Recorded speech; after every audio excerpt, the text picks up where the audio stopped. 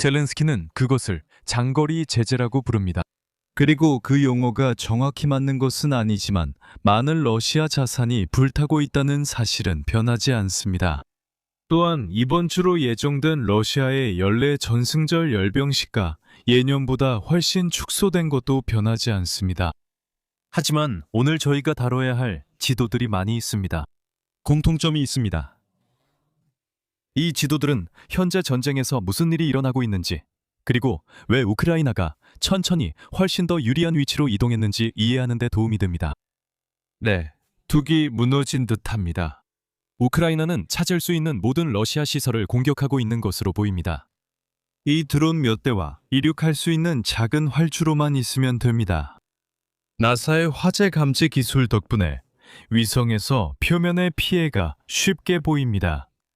젤렌스키가 벙커에 갇혀 있고 러시아가 우크라이나 상공을 장악했던 전쟁 초기와는 완전히 다릅니다.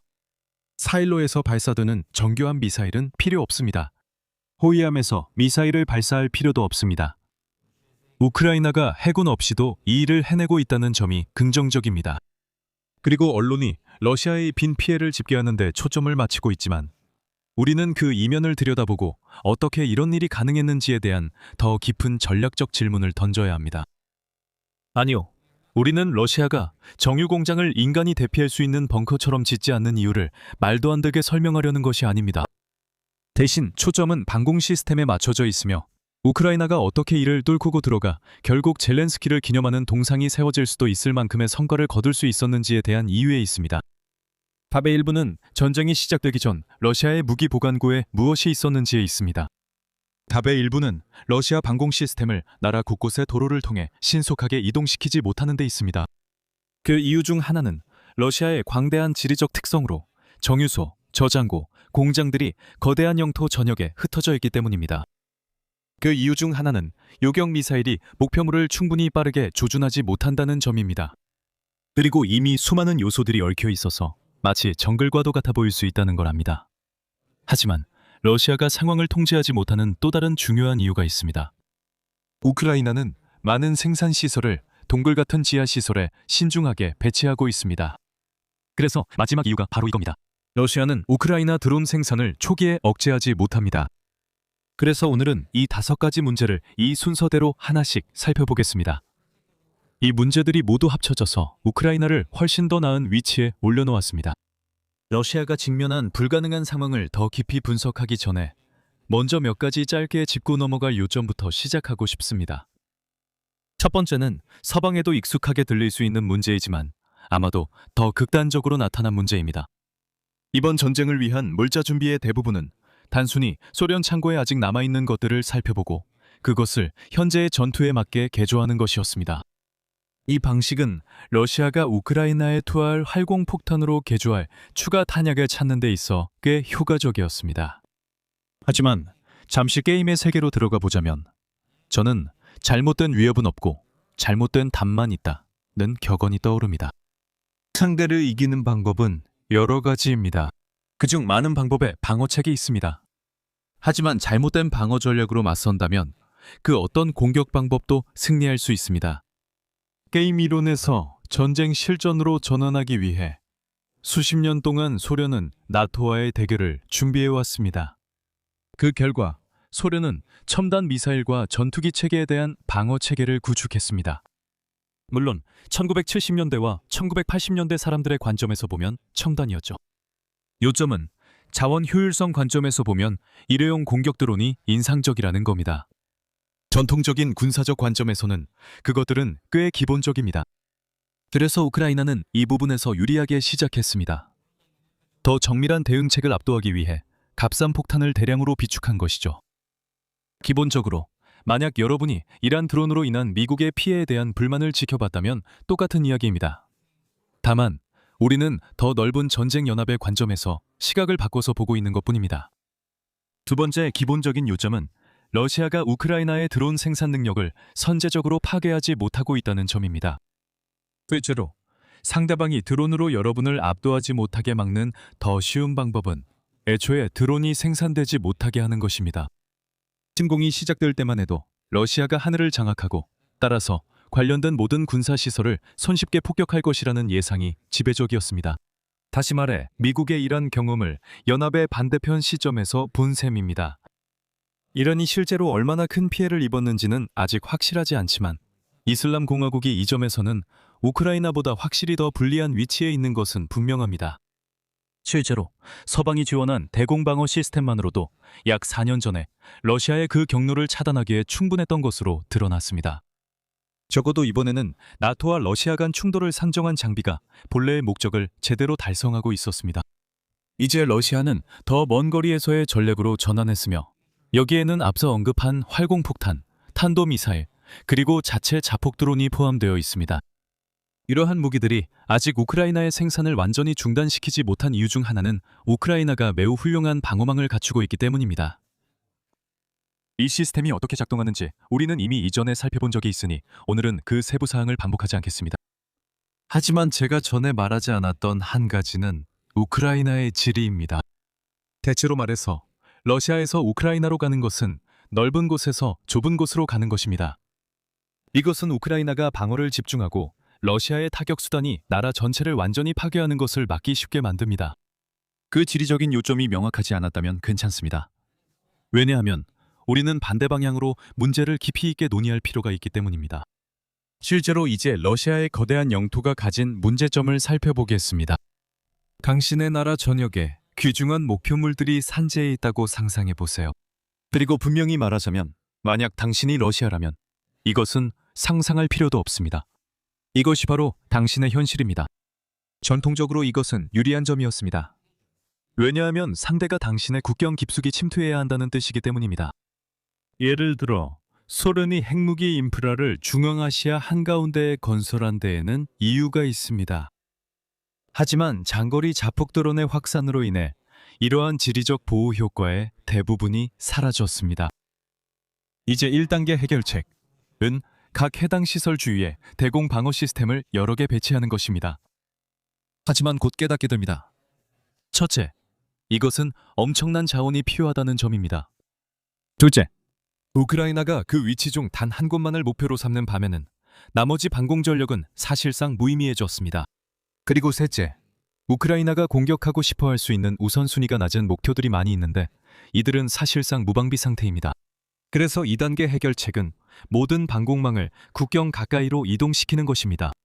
만약 드론이 해당 지역을 침투하지 못하게 막는다면 그 드론들이 그 중요한 표적들을 타격하는 것도 막을 수 있습니다.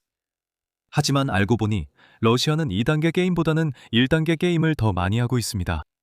그리고 모스크바에서 또 다른 어리석은 실수를 저질렀다고 선언하고 그냥 넘어가고 싶은 유혹이 크지만 실제 이유는 훨씬 더 흥미롭고 우크라이나가 가진 중요한 구조적 이점을 알려줍니다.